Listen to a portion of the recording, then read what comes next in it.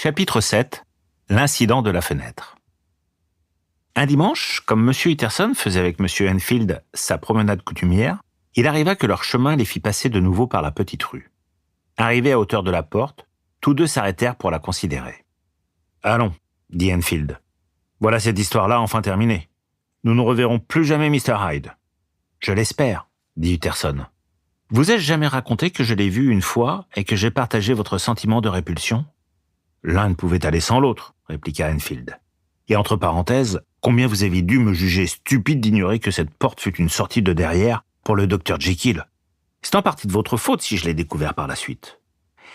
Alors, vous y êtes arrivé en fin de compte ? Reprit Utterson. Mais puisqu'il en est ainsi, rien ne nous empêche d'entrer dans la cour et de jeter un coup d'œil aux fenêtres. À vous parler franc, je ne suis pas rassuré au sujet de ce pauvre Jekyll.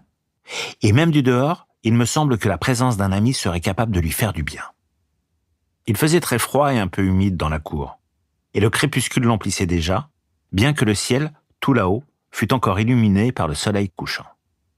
Des trois fenêtres, celle du milieu était à demi ouverte, et installée derrière, prenant l'air avec une mine d'une désolation infinie, tel un prisonnier sans espoir, le Dr. Jekyll apparut à Utterson. « Tiens, vous voilà, Jekyll !» s'écria ce dernier. « Vous allez mieux, j'espère ?»« Je suis très bas, Utterson, » répliqua mornement le docteur. « Très bas. Je n'en ai plus pour longtemps. Dieu merci. »« Vous restez trop enfermé, » dit le notaire. « Vous devriez sortir un peu, afin de vous fouetter le sang, comme M. Enfield et moi. Je vous présente mon cousin. M. Enfield, le Dr. Jekyll. Allons, voyons, prenez votre chapeau et venez faire un petit tour avec nous. »« Vous êtes bien bon, » soupira l'autre. « Cela me ferait grand plaisir, mais non. C'est absolument impossible. Je n'ose pas. Quand même, Utterson, je suis fort heureux de vous voir. C'est pour moi un réel plaisir.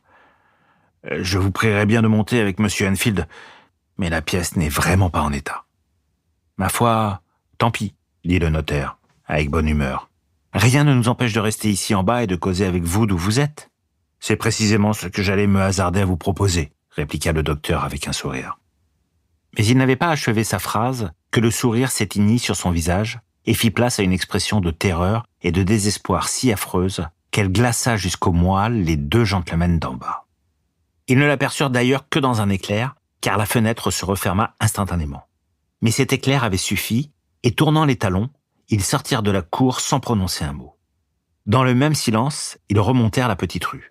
Et ce fut seulement à leur arrivée dans une grande artère voisine, où persistaient malgré le dimanche quelques traces d'animation, que M. Utterson se tourna enfin et regarda son compagnon. Tous deux étaient pâles, et leurs yeux reflétaient un effroi identique. « Que Dieu nous pardonne ! Que Dieu nous pardonne !» répétait M. Utterson. Mais M. Enfield se contenta de hocher très gravement la tête et se remit à marcher en silence.